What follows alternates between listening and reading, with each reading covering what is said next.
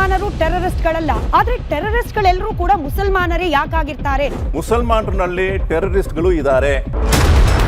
ಎಲ್ಲ ಮುಸಲ್ಮಾನರು ಟೆರರಿಸ್ಟ್ ಅಲ್ಲ, ಬಟ್ ಟೆರರಿಸ್ಟ್ಗಳೆಲ್ಲ ಮುಸಲ್ಮಾನರು, ಅದು ತಪ್ಪು.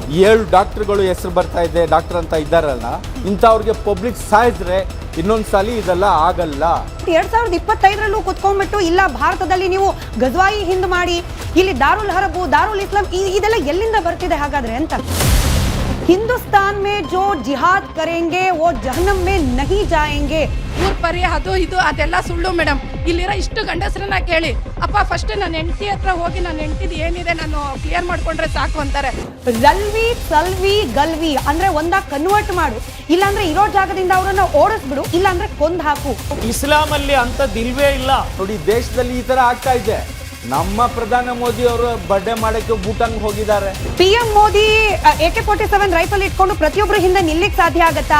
ಅಥವಾ ಅಮಿತ್ ಶಾ ಅವರು ಹೋಗಿ ಬಾರ್ಡರ್ ಅಲ್ಲಿ ನಿಂತ್ಕೊಂಡು RDX ಬರ್ತಿದ್ಯಾ ಚೆಕ್ ಮಾಡ್ಲಿಕ್ಕೆ ಆಗತ್ತಾ? ನೀವು ಹೇಳುವ ಅಲ್ಲಿ ಆತಂಕವಾದಿಗಳು ಇದ್ದಾರೆ ಅಂತ ನಾನು ಒಪ್ಕೊಳ್ತಾ ಇದ್ದೀನಿ.